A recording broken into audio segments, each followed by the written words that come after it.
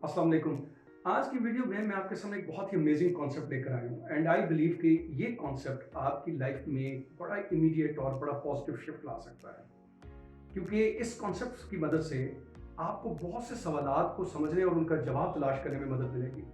जैसे कि माइंड क्या चीज़ है, ये कैसे फंक्शन करता है, थॉट्स कैसे पैदा होते हैं, ये थॉट्स हमारी लाइफ को कैसे इम्पैक्ट करते हैं, हमारे माहौल को कैसे इम्पैक्ट करते हैं, क्या हम अपने ख्यालात से अपनी नई रियलिटी, नई दुनिया क्रिएट कर सकते हैं। जो नेगेटिव थॉट्स हैं ये कैसे पैदा होते हैं, क्या इनको कंट्रोल किया जा सकता है या इनको पॉजिटिव ख्यालात के साथ रिप्लेस किया जा सकता है। अक्सर आपने सुना होगा कि लोग कहते हैं कि अपनी सोच बदल दो, अपना माइंडसेट बदलो और उससे तुम्हारी दुनिया बदल जाएगी। तो ये माइंडसेट क्या चीज़ है? पॉजिटिव माइंडसेट, नेगेटिव माइंडसेट, या rich mindset, poor mindset, success mindset और फेलियर माइंडसेट। अक्सर आपने ये बातें सुनी होगी। तो ये माइंडसेट क्या चीज़ है, इसको कैसे क्रिएट किया जाता है? हमारी जो हैबिट्स हैं, जिनमें वो हैबिट्स जो हमारे रास्ते में रुकावट बनती हैं, हमारे प्रोग्रेस के रास्ते में रुकावट बनती हैं, क्या उन हैबिट्स को हम आइडेंटिफाई कर सकते हैं? उन हैबिट्स को क्या हम नई हैबिट्स के साथ, प्रोग्रेसिव हैबिट्स के साथ रिप्लेस कर सकते हैं, यानी नई हैबिट फॉर्म कर सकते हैं या नहीं कर सकते हैं? क्योंकि अक्सर आपने ये भी सुना होगा, लोग कहते हैं कि जी आदतें जो बन जाए वो बदली नहीं जा सकती। तो क्या ये सच है, या ये सच है कि हम अपनी आदतों को चेंज कर सकते हैं थोड़ी तवज्जो देके, थोड़ी मेहनत करके? हमारे जो बिलीफ सिस्टम बन जाते हैं, जिनको हम नेगेटिव बिलीफ सिस्टम कहते हैं या लिमिटिंग बिलीफ सिस्टम कहते हैं, वो बिलीफ सिस्टम जो हमारे रास्ते में अगेन रुकावट बनते हैं, हमारे बिहेवियर्स को कंट्रोल करते हैं। ऐसे बिलीफ सिस्टम जो हम अपने बारे में बना लेते हैं, हम अपने आप को एक कैद में बंद कर लेते हैं, यानी मैं ये कर नहीं सकता, मेरे अंदर ये सलाहियत नहीं है, मेरे अंदर ये टैलेंट नहीं है, मैं करना तो चाहता हूँ मगर मैं ये कर नहीं सकता, इस किस्म के बिलीव्स। या मेरे रास्ते में लोग बड़ी रुकावट बन जाते हैं, मेरे रास्ते में मैं जब भी कोई अच्छा काम करने लगता हूँ कुछ ना कुछ बुरा हो जाता है। ये काइंड ऑफ बिलीव्स होते हैं, इनको हम लिमिटिंग बिलीव्स कहते हैं। क्या इन लिमिटिंग बिलीव्स को हम एम्पावरिंग बिलीव्स के साथ, यानी I can do this, I can perform this, I have this kind of talent, मेरे साथ लोग बड़े कॉपरेट करते हैं, मेरे साथ लोग बहुत अच्छे हैं, इस किस्म के बिलीव्स के साथ हम इनको बदल सकते हैं।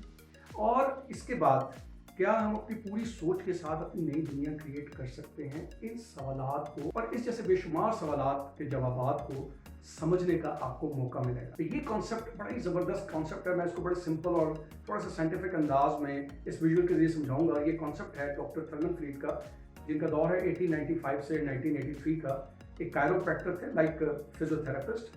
1930s में प्रॉब्ली उन्होंने ये कॉन्सेप्ट दिया था और इस कॉन्सेप्ट के जरिए उन्होंने अपने बहुत सारे पेशेंट्स का इलाज किया, क्योंकि इस कॉन्सेप्ट के जरिए उनके माइंड सेट में एक तब्दीली लेके आए, माइंड शिफ्ट किया। और जब वो माइंड शिफ्ट हुआ, जैसे कि अक्सर कहते हैं ना कि माइंड सेट जब चेंज हो जाता है तो आपकी लाइफ चेंज हो जाती है। और किसी भी ज़िंदगी में आगे बढ़ने के लिए, कामयाबी के लिए आपको एक माइंड सेट चाहिए होता है। तो वो इस बात को समझते थे और उन्होंने इसके ज़रिए उन लोगों के माइंड सेट को तब्दील किया और उसके ज़रिए उनकी बीमारी का इलाज किया। और उसके बाद फिर पर्सनल डेवलपमेंट की दुनिया में एक बहुत बड़ा नाम है बॉब प्रॉक्टर का। उन्होंने अपनी ट्रेनिंग में इस कॉन्सेप्ट के जरिए जो उनकी ट्रेनिंग्स अटेंड करते थे उन लोगों की ज़िंदगी में बहुत बड़ा शिफ्ट लाया, उनके माइंडसेट चेंज किए, उनका पूरा पैराडाइम चेंज किया। पैराडाइम हम कहते हैं वो तमाम बिहेवियर्स का जो सेट है जो हम हमारे दिमाग में होता है और उसके जरिए फिर हम अपने एक्शंस परफॉर्म करते हैं, जिसको हम हैबिचुअल बिहेवियर्स जिनको हम कहते हैं, जिनका हमें पता नहीं होता, खुद ब खुद परफॉर्म हो रहे होते हैं। तो उन्होंने इस कॉन्सेप्ट के जरिए अपनी ट्रेनिंग्स में बहुत से लोगों के माइंड शिफ्ट किए। इन 2008 मुझे भी इस कॉन्सेप्ट के बारे में कुछ अंडरस्टैंडिंग हुई, मैंने इसको पढ़ना शुरू किया, समझा, और उसके साथ साथ मैंने आइडेंटिफाई किया वो अपनी हैबिट्स जो मैं समझता था कि मेरी आज आने वाले वक्त में रुकावट बन सकती हैं। वो बिलीफ सिस्टम जो मेरे रास्ते में रुकावट थे, यानी मेरे लिए भी वो लिमिटिंग बिलीफ थे, मैंने उनको आइडेंटिफाई किया और उनके ऊपर काम करना शुरू किया। एंड स्लोली एंड ग्रेजुअली मैंने अपनी हैबिट्स को एक बड़ी एम्पावरिंग हैबिट्स के साथ रिप्लेस किया। बड़ा काम करना पड़ता है, इसके ऊपर मेहनत दरकार होती है। Obviously you have to work with you have to struggle with you. जैसे कि अक्सर मैं अपनी वीडियोस में कहता होता हूँ कि जिंदगी कभी परफेक्ट नहीं होती, एक वो सक्सेस कंस्ट्रक्शन का नाम है, खुद के साथ जिद्दोजहद करनी पड़ती है। So this is kind of struggle जो आपको करनी पड़ती है। तो अपनी हैबिट्स को समझना पड़ता है, जो हैबिट्स आपके रास्ते में रुकावट है, क्योंकि जो कॉन्शियस लोग हैं, जो कामयाब लोग हैं, वो हमेशा इन चीज़ों को समझते हैं कि उनकी अपनी हैबिट्स या उनके अपने बिलीफ सिस्टम उनके रास्ते में रुकावट बन सकते हैं और वो उसको आइडेंटिफाई करते हैं, उनको एड्रेस करते हैं और फिर नई हैबिट्स के साथ, नए बिलीफ सिस्टम के साथ उसको रिप्लेस करने की कोशिश करते हैं और डेफिनेटली फिर दुनिया में अपना नाम पैदा कर लेते हैं। तो जब मुझे उससे सक्सेस मिली और मेरी ज़िंदगी में एक बड़ा पॉजिटिव ट्रांसफॉर्मेशन आया, तो फिर उसी कॉन्सेप्ट को लेकर के मैंने भी जो अपनी ट्रेनिंग्स थी, पर्सनल डेवलपमेंट की या कम्युनिकेशन स्किल्स की, उनके अंदर इस कॉन्सेप्ट को इस्तेमाल किया और मैंने जब अपने ट्रेनीज को, अपने स्टूडेंट्स को ये कॉन्सेप्ट समझाया तो उनकी लाइफ में भी बड़ा एक अमेजिंग शिफ्ट आया। उन्होंने इसके इम्पैक्ट को महसूस किया। उन्होंने महसूस किया कि yes, life is in our own control. हमारी लाइफ हमारे कंट्रोल में है। हमारी लाइफ का बहुत सा हिस्सा हमारे कंट्रोल में है और अगर हम उसको कंट्रोल कर लें तो हम अपनी ज़िंदगी को बड़े अच्छे तरीके से चला सकते हैं, ऑपरेट कर सकते हैं। इस दुनिया में जहाँ पे एक बड़ा कंपटीशन है, बड़ी नेगेटिविटी है, इसके बावजूद बड़े ज़बरदस्त तरीके से सर्वाइव भी कर सकते हैं और आगे भी बढ़ सकते हैं। और यही कॉन्सेप्ट मैं आज आपके सामने लेकर आया हूँ। इसको बड़े सिंपल से अंदाज में समझाने की कोशिश करूँगा। एंड आई वॉन्ट यू कि आप अपने हाथ में पेन और पेपर रखें, इसके नोट्स लें और इसके साथ साथ रिकॉल करते जाएं अपनी वो तमाम हैबिट्स जो आप समझते हैं कि आपकी ये हैबिट्स आपके रास्ते में रुकावट है। इवन अपने जज्बात, इमोशंस का एनालाइज करें, क्योंकि ये जो हमारे इमोशंस हैं ये कैसे बनते हैं, फीलिंग्स कैसे बनती हैं, इसको भी समझने का मौका मिलेगा। क्योंकि अक्सर आपने लोगों को ये कहते हुए सुना है कि मैं बड़ा जज्बाती हूँ, मैं अपने इस जज्बातीपन से बड़ा तंग हूँ, मैं इसको कंट्रोल तो करना चाहता हूँ लेकिन कर नहीं पाता। तो इसको समझने का मौका मिलेगा और आपको ये पता चलेगा कि आप किस वजह से इमोशनल होते हैं, उन इमोशंस को कैसे आप अपने कंट्रोल में कर सकते हैं। क्योंकि जैसे मैंने अपनी पिछली वीडियो में कहा था कि अगर आप अपने थॉट्स और अपने इमोशंस ये अपने कंट्रोल में कर लें तो आपके रिजल्ट्स जो हैं वो आपकी मर्जी के मुताबिक होंगे। और अगर वो रिजल्ट्स आपकी एक्सपेक्टेशंस के मुताबिक 100% नहीं भी होते तो आप उन रिजल्ट्स को चेंज कर सकते हैं, क्योंकि कंट्रोल का मैकेनिज्म आपके अपने हाथ में होगा। सो इस कॉन्सेप्ट से आपको ये बात भी समझ आ जाएगी। तो आप पेन पेपर अपने पास रखें, आप वो सजेस्ट, और नोट्स लें और जहाँ पर कोई बात दोबारा से समझती हैं उसकी वीडियो को रोकें, उसको बार बार रिपीट करें और उसको समझने की कोशिश करें जब तक ये बात आपके दिमाग में बैठ नहीं जाती। और जब ये बैठ जाएगी फिर इसको ज़िंदगी में अप्लाई करने की कोशिश करें। आहिस्ता आहिस्ता आप देखेंगे कि आपकी ज़िंदगी में बड़ा ही पॉजिटिव शिफ्ट आ गया है। आप देखेंगे कि आपकी ज़िंदगी मैक्सिमम आपके कंट्रोल में है और उस कंट्रोल को इस्तेमाल करते हुए आप अपनी ज़िंदगी को, अपनी रियलिटी को चेंज कर सकते हैं। तो चलिए इस कॉन्सेप्ट की तरफ चलते हैं। ये क्या कॉन्सेप्ट है? तो इसमें ये जो एक बिग सर्कल है इसको हम एज्यूम कर लेते हैं कि ये माइंड को रिप्रेजेंट कर रहा है। आपको पता है कि साइंस के अंदर किसी भी चीज़ को पहले एज्यूम किया जाता है और उसके बाद फिर हम फैक्ट्स तक पहुंचते हैं, हकीकत हमारे सामने आती है। तो जब तक आपके सामने हकीकत आएगी आपको पहले एज्यूम करना पड़ेगा कि ये माइंड है। क्योंकि मैं आपको ये बताता चलूँगा कि ब्रेन जो है ये फिजिकल ऑर्गन है। हर एक इंसान ने ब्रेन किसी न किसी शक्ल में देखा है, कम से कम तस्वीरों में ज़रूर देखा होगा। अभी भी आप गूगल पर जाकर देख सकते हैं कि ब्रेन की शक्ल कैसे होती है। लेकिन as far as mind is concern, nobody has seen mind, because ये एक एब्स्ट्रैक्ट चीज़ है। माइंड किसको कहते हैं? तमाम मेंटल एक्टिविटीज़ का मजमूआ जो है वो माइंड है। लेकिन ये माइंड ही है जो हमारी लाइफ को कंट्रोल करता है। और अगर हम माइंड को समझें और अपने माइंड को खुद कंट्रोल करें, उसको ऑपरेट करें, तो हम अपनी लाइफ का कंट्रोल अपने हाथ में ले सकते हैं। दैट्स वाई इस एब्स्ट्रैक्ट कॉन्सेप्ट को समझना बहुत ज़रूरी है। तो ये जो बिग सर्कल है, जस्ट एज्यूम कि दिस रिप्रेजेंट्स द माइंड, और ये जो स्मॉल सर्कल है दिस रिप्रेजेंट्स द बॉडी। क्योंकि हमारे जो माइंड है वो हमारी बॉडी को कंट्रोल करता है अल्टीमेटली। इस माइंड को हम दो हिस्सों में डिवाइड करते हैं। One is the conscious mind, जिसको हम शऊर कहते हैं, this is a conscious mind. और जो दूसरा हिस्सा है इसको हम सब कॉन्शियस माइंड कहते हैं या फिर तहत शऊर कहते हैं। इस कॉन्शियस माइंड को हम according to this concept thinking mind कहते हैं, यानी इसके पास सोचने की सलाहियत है, ये सोच सकता है। नाउ यहाँ पर बड़ी इंटरेस्टिंग चीज़ बताऊँ कि इंसान ख्यालात में ज़्यादातर गुम रहता है और उसको वो थिंकिंग कहता है, जबकि थिंकिंग इज एन एक्ट, जो कि एक बड़ा मुश्किल काम है। क्योंकि जिन लोगों ने दुनिया में सोचा है उन्होंने एक नई दुनिया तख्लीक की है। ज़्यादातर लोग अपने ख्यालात में ही गुम रहते हैं। अगर हम कॉन्शियस रहना शुरू कर दें, जैसे कि इस माइंड को कॉन्शियस माइंड कहते हैं, तो हम थिंक कर सकते हैं। और थिंक करने के साथ साथ हम अपने थॉट्स पे भी नजर रखते हैं, जो कि अभी आपको थोड़ी देर में समझ आ जाएगा कि थॉट्स कहाँ होते हैं। इस माइंड को हम इंटेलेक्चुअल माइंड भी कहते हैं, यानी ये समझने की सलाहियत रखता है। और इस माइंड को हम एनालिटिकल माइंड भी कहते हैं, यानी ये एनालाइज कर सकता है, तजिया कर सकता है। अब ये तीन फैकल्टीज इस माइंड के पास है, जिसकी वजह से इसके पास एक पावर है कि ये किसी भी इंफॉर्मेशन को एक्सेप्ट कर ले या उसको उसी वक्त रिजेक्ट कर दे। यानी ऐसी इंफॉर्मेशन जो उसको लगता है इस कॉन्शियस माइंड को कि उसका साथ देगी, इंसान की ज़िंदगी में बेहतरी ला सकती है, इंसान के फ़ायदे में है, वो उसको एक्सेप्ट करेगा। और जो इंफॉर्मेशन उसके फ़ायदे में नहीं है उसको रिजेक्ट करने की सलाहियत रखता है। वो कैसे है कि ये जो कॉन्शियस माइंड है ये हमारा 5 सेंसेस से जुड़ा है। See, hear, taste, touch and smell. ये जो 5 सेंसेस हैं इससे हमें हर वक्त इंफॉर्मेशन जा रही है और हमारे पास ये इख्तियार है कि वो इंफॉर्मेशन हम अपने दिमाग में जाने दें या ना जाने दें। बट अनफॉर्चुनेटली हम इस पावर को इस्तेमाल नहीं करते। यानी हमारा पावर ऑफ चॉइस, जैसे कि मैंने पिछली वीडियो में कहा था, ये हमारे पास चॉइस है कि हम किस किस्म की इन्फॉर्मेशन, मिसाल के तौर पर आप टेलीविजन के सामने बैठ जाते हो और बहुत सारी इन्फॉर्मेशन आपके दिमाग में जाती है, नेगेटिव इन्फॉर्मेशन जाती है। सोशल मीडिया से बहुत सी इन्फॉर्मेशन जाती है, आप देख रहे होते हैं सोशल मीडिया, मुसलसल आप मोबाइल को देखते हैं, इन्फॉर्मेशन जाती है। कौन सी सही इन्फॉर्मेशन है, कौन सी इन्फॉर्मेशन आपके दिमाग में जानी चाहिए, कौन सी नहीं जानी चाहिए, absolutely it is in your control. आपके हाथ मोबाइल है, आपके पास इख्तियार है, आप उसको प्रेस कर सकते हैं, आप टीवी को बंद कर सकते हैं वो खबरें जो आप नहीं सुनना चाहते। So man has this beautiful ability कि वो रिफ्लेक्ट कर सकता है, गौर कर सकता है, और जो चीज़ उसको एक्सेप्टेबल नहीं है उसको वो रिजेक्ट कर सकता है, और जो चीज़ उसके फायदे में है उसको एक्सेप्ट कर सकता है। जस्ट इमेजिन कि कितनी फिनोमिनल किस्म की क्वालिटी इंसान के पास है, और इंसान ने उसको कितना कभी यूज़ किया है। इंसान ने अपने कानों को खुला छोड़ा हुआ है, अपनी आंखों को खुला छोड़ा हुआ है, और जो भी इंफॉर्मेशन है वो बड़ी आसानी से पास होती है। हम अपने घर में किसी को अपनी मर्जी के बगैर नहीं आने देते, पर जस्ट इमेजिन कि इस माइंड में हम हर इंफॉर्मेशन को जो हमें हमारे रास्ते में रुकावट बन सकती है, जो हमारे लिए किसी भी सूरत पर बेहतर नहीं है, हमारे इन्वायरमेंट की किसी सूरत पर बेहतर नहीं है, हम उस इंफॉर्मेशन को बड़ी आसानी से अपने अंदर जाने देते हैं, क्योंकि हम अपनी विल या पावर ऑफ चॉइस को इस्तेमाल नहीं करते, जो कि ब्यूटीफुल टूल इंसान को मिले।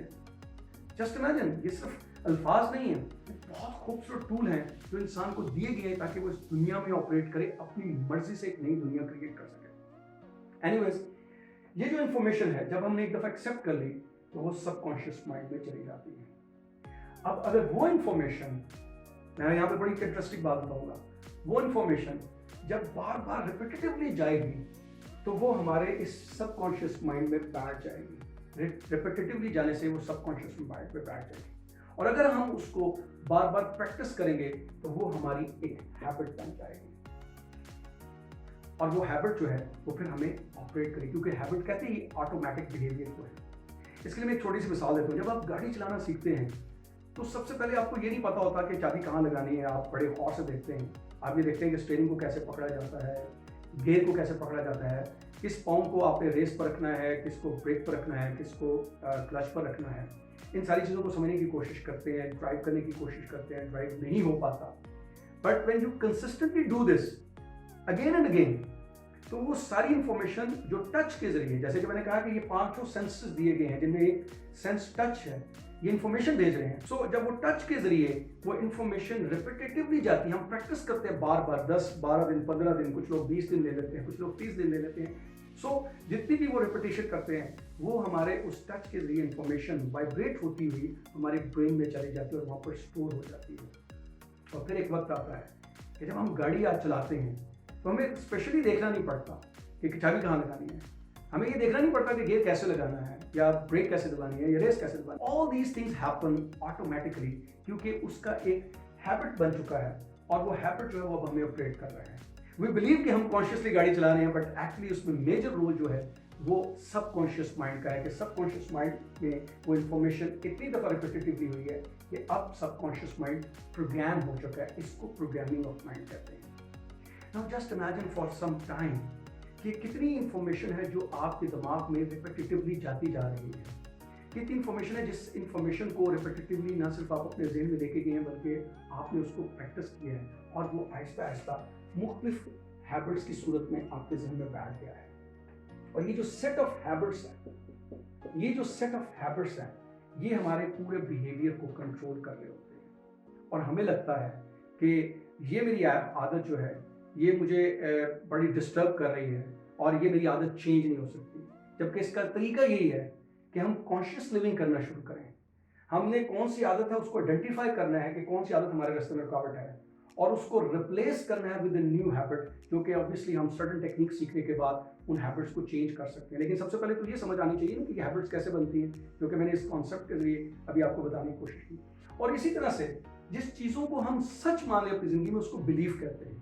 Belief means anything which we hold true, जिसको हम सच मान लें उसको बिलीव कहते हैं। अब कितनी इंफॉर्मेशन है जो आपको मिलती है रिपीटेटिवली, आप उनको रियलिटी समझना शुरू कर देते हैं, एक्सेप्ट कर लेते हैं, और वो फिर आपके बिलीफ्स बन जाते हैं, और आप उन बिलीफ्स को कभी चैलेंज नहीं करते।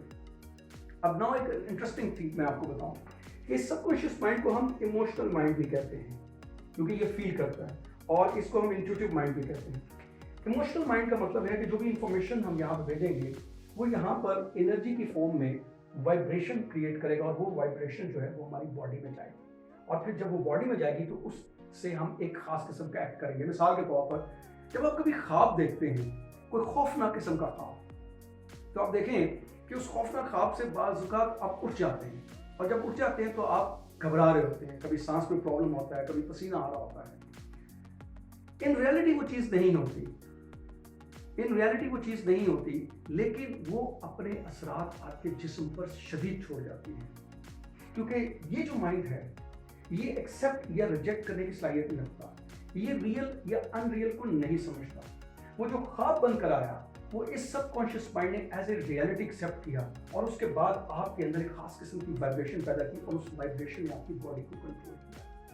इसी तरह जब हम किसी चीज़ से वैसे खौफजदा होते हैं तो खौफजदा होने के बाद फिर हमारे ज़हन में मुख्तलिफ थॉट्स पैदा होने शुरू होते हैं, ख्यालात पैदा होने शुरू होते हैं। वो जितना ज़्यादा हम ख्यालात पे तवज्जो देते हैं, यानी कॉन्शियसली तवज्जो देते हैं, जबकि हमारे पास इख्तियार है कि हम उनको एक्सेप्ट करें या रिजेक्ट करें, अपनी तवज्जो को किसी और तरफ ले जाने की कोशिश करें, हम इस इख्तियार को इस्तेमाल नहीं करते। वो जो ख्यालात यहाँ से पैदा हो रहे होते हैं, क्योंकि इंफॉर्मेशन मुसलसल बचपन से लेकर अब तक वो इस पर स्टोर हो रही है, जो कि अब ख्यालात बनकर हमारे सामने आ रही है और हम उन ख्यालात को एक्सेप्ट कर रहे होते हैं विदाउट क्वेश्चनिंग। हम बगैर सवाल किए उन ख्यालात को एक्सेप्ट कर रहे होते हैं और उसके सर्कल में, उसके लूप में आ जाते हैं और वो थॉट्स फिर हमारे अंदर अगेन वही एनर्जी या वही वाइब्रेशन पैदा करते हैं और वो हमारी बॉडी को कंट्रोल करते हैं और इसी लूप में हम फंसे रहते हैं। जबकि ये subconscious mind is a beautiful gift according to Einstein हमारे पास है। इस ब्यूटीफुल गिफ्ट से हम बहुत से काम ले सकते हैं। जैसे कि मैंने कहा, इसके पास एक्सेप्ट या रिजेक्ट करने की कैपेबिलिटी नहीं है, हर इंफॉर्मेशन को एक्सेप्ट करता है, रियल और अनरियल को डिफ्रेंशिएट नहीं कर सकता। जब ये नहीं कर सकता तो इट्स लाइक अ कैनवस, ये हमारे पास एक कैनवस है जहाँ पर हम इमेजिनेशन में एक नई दुनिया तख्लीक कर सकते हैं। जिस तरह की ज़िंदगी हम चाहते हैं, जिस तरह का जिस्म हम चाहते हैं, जिस तरह की सेहत हम चाहते हैं, जिस तरह का माहौल चाहते हैं, वो सबसे पहले इस पर्दा स्क्रीन पर, इस कैनवस पर हम इमेजिन करते हैं। एंड जस्ट इमेजिन कि अगर वो चीज़ बार बार इमेजिन की जाए तो एक वक्त आता है कि सबकॉन्शियस माइंड उसको रियलिटी के तौर पर एक्सेप्ट कर लेता है। Once the subconscious mind accepts this as a reality, तो वो आपकी बॉडी में उसी किस्म की वाइब्रेशंस पैदा करेगा जैसे कि ख्वाब की सूरत में पैदा की थी। ये उसको रियलिटी समझते हुए वो वाइब्रेशन पैदा करेगा कि आपके अंदर वो एक्शंस पैदा होंगे, यानी आप एक्शन लेने के लिए मजबूर होंगे और आप उस किस्म के एक्शंस लेंगे। और अगर आपने डेफिनेटली एक बड़ी खूबसूरत दुनिया क्रिएट की है, पॉजिटिव ख्यालात को बार बार प्रेस किया है, क्योंकि जैसे मैंने अभी थोड़ी देर पहले गाड़ी की एग्जाम्पल देते कहा था कि जब आप इंफॉर्मेशन को बार बार रिपीटेटिवली प्रेस करते हैं तो वो सबकॉन्शियस माइंड में बैठ जाती है। बिल्कुल इसी तरह से जब आप इंफॉर्मेशन को बार बार यहाँ पर भेजेंगे तो सबकॉन्शियस माइंड के अंदर वो प्रोग्रामिंग हो जाएगी, एक नई प्रोग्रामिंग हो जाएगी। नाउ जस्ट इमेजिन कि आप अपने मोबाइल को कितनी दफ़ा रीप्रोग्राम करते हैं, सॉफ्टवेयर को कितनी दफ़ा अपडेट करते हैं। हैव यू एवर थॉट कि आपने कभी इस ब्यूटीफुल माइंड को अपग्रेड करने की कोशिश की हो, इस सॉफ्टवेयर को कभी अपग्रेड करने की कोशिश की हो? बल्कि ऐसा नहीं होता।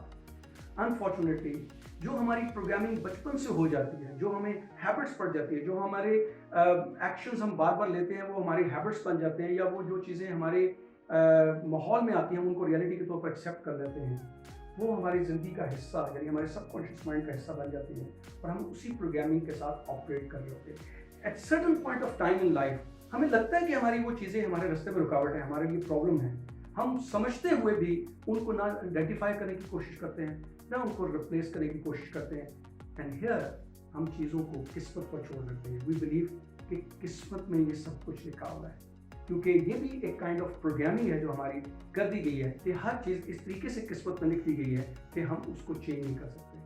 जबकि एक बहुत बड़ा कॉन्सेप्ट है किस्मत का और तकदीर का, इसको बड़ा समझना ज़रूरी है कि क्या चीज़ें खुदा ने अपने हाथ पर रखी हैं और लिख दी हैं इंसान के लिए, जो अटल हैं, जिनको चेंज नहीं कर सकता, और कौन सी चीज़ें हैं जो इंसान के इख्तियार में हैं, जिनको वो अपनी मर्ज़ी से चेंज कर सकता है, अपनी मर्ज़ी से लिख सकता है, अपनी एक नई डेस्टिनी क्रिएट कर सकता है। सो इस कॉन्सेप्ट के ज़रिए आपको इन तमाम सवालों को समझने का मौका मिलेगा एंड यू विल अंडरस्टैंड कि how much is in your control if you just remain alert और कॉन्शियस ज़िंदगी गुजारना शुरू करें। क्योंकि इंसान के पास ये खूबसूरत क्वालिटी है कि वो कॉन्शियस बीइंग है, वो कॉन्शियसली ज़िंदा रहता है, वो अपने शऊर को इस्तेमाल करे। अपनी फैकल्टीज को यूज करें, अपनी इमेजिनेशन की फैकल्टीज को यूज करें और उस इंफॉर्मेशन को जो उसको एक्सेप्टेबल नहीं है उसको रिजेक्ट करें और जो इन्फॉर्मेशन उसके लिए बेहतर है उसको एक्सेप्ट करें और उसके जरिए अपने अंदर एक नई बिलीफ सिस्टम बनाएं, नई हैबिट्स क्रिएट करें और उससे अपनी एक नई पर्सनैलिटी क्रिएट करें। क्योंकि डॉक्टर जो डिस्पेंजा कहते हैं कि when you change your personality you change your personal reality, यानी जब आप अपनी पर्सनैलिटी चेंज करते हैं तो आप अपनी पर्सनल रियलिटी चेंज करते हैं। एंड ऑब्वियसली आपने देखा होगा कि बहुत से लोग जो आपको 10 साल पहले नजर आते थे उनकी शख्सियत में बड़ी ज़बरदस्त तब्दीली आती है, बड़ी पॉजिटिव तब्दीली अगर आप देखते हैं। उसकी वजह ये है कि कॉन्शियसली दे समवेयर रियलाइज्ड कि उनकी पर्सनैलिटी अब उनका साथ नहीं दे रही है और उस पर्सनैलिटी को उनको चेंज करना चाहिए, क्योंकि पर्सनैलिटी लफ्ज़ भी पर्सोना से निकला है जिसका मतलब है मास्क। सो वो मास्क जो आज हमें काम नहीं दे रहा, हमें उस मास्क को उतारना है और उसकी जगह एक नए मास्क को पहनने की कोशिश करिए, एक नया पर्सोना पहनने की कोशिश करिए और उसी सूरत में मुमकिन है if you start living consciously, if you understand the power of intellect, if you understand the power of thinking, it's huge, if you understand the power of analysis और उसके बाद if you understand the power of choice, जिसको इस्तेमाल करके आप अपनी नई दुनिया क्रिएट कर सकते हैं। So this is the concept. I believe ये कॉन्सेप्ट अभी मैंने बड़े सिंपल और मुख्तसर अंदाज में समझाने की कोशिश की है। इसमें मजीद आने वाली वीडियोस में भी बात होगी एंड आई वांट यू कि इस इंफॉर्मेशन को दोबारा सुने, बार बार सुने, नोट्स लें, अपनी हैबिट्स को जैसे मैंने पहले कहा उनको अपने सामने रखें, अपने बिलीफ सिस्टम को समझने की कोशिश करें और फिर देखें कि कौन सी स्ट्रेटेजी बना के आप अपनी हैबिट्स को चेंज कर सकते हैं, उन हैबिट्स को जो आपका साथ नहीं दे रही। आप अपने कौन से बिलीफ सिस्टम को एड्रेस कर सकते हैं जो आपका साथ नहीं दे रहे, उसके लिए नए belief system, empowering belief system आप क्रिएट कर सकते हैं। और यही स्ट्रगल है जिसको आपको करना है। जिंदगी मुसलसल कंस्ट्रक्शन का नाम है, ये कभी परफेक्ट नहीं होती, खुद के साथ जिदोजहद करनी पड़ती है। यही मतलब है इस चीज़ का, आपको खुद के साथ जिदोजहद करनी पड़ती है। और खुद के साथ जिदोजहद का मतलब ये है कि अगर आप एक्सटर्नल स्ट्रगल से बचना चाहते हैं तो सबसे पहले इंटरनल स्ट्रगल करें और इंटरनल स्ट्रगल को करने के लिए ये सबसे बेहतरीन कॉन्सेप्ट है जिसने मेरी और मेरे जैसे बहुत से लोगों की मदद की एंड आई बिलीव कि ये कॉन्सेप्ट आपकी भी बहुत मदद करेगा। Thank you very much.